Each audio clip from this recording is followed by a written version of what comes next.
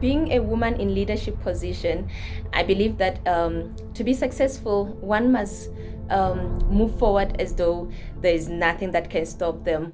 And for this to be possible, or for this to be realized, one should have something or some things which motivates them, or they must have the core attributes that drives them to want to climb higher.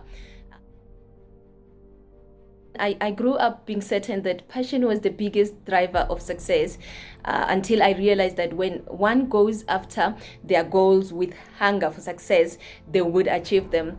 I then became acutely that passion was not really the driver of my success. If I can share only three biggest drivers of my success, that will be desire, hard work, and perseverance. When it comes to desire, at the root of all success, you will find desire. And desire is a strong feeling, or that strong wanting to have something happen.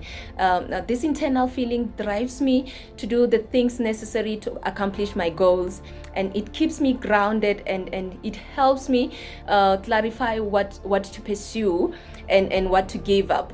For example, you will need to give up certain things in order to free up time and to free up space for your efforts to succeed. For example, I had to free up TV. I really have to decide and choose either TV or no success at all. Simon Sinek's lines in his post about the desire to lead. He shared that true leaders show up to give, and when circumstances require them to give more than they ever thought they would have to, they do so willingly. So for one to be successful, you really need to have that desire and be willing. My second biggest driver for success is it's hard work. When it comes to success, nothing replaces hard work. Nothing replaces hard work, I tell you. Not personality, not connections, not even education. You are to be willing to roll up your sleeves and do the work necessary to achieve success you are going after. You will need to get others involved in your efforts. For example, you need to build a team to magnify your success. But above all, the most successful people work harder than the people they lead. That's hard work for you. Tied closely to hard work, really, it's perseverance. Continuing forward, pressing forward without regard to discouragement, without regarding opposition, without regarding previous failures. At times when you look back and think, I messed up, you tend to focus on that, and you tend to regard that instead of persevering. My dad taught me that if you want to succeed, you have to stick with it, because great things always come through the combination of desire, hard work, and perseverance. To be where, or what motivated me to be where I am today, and what keeps me motivated to stay where I am, or to stay on top, it's having faith in God. I don't know my future, but I know the God who holds my future. The promises that God, or the promise that God has plans for my future, plans for me to reach expected end.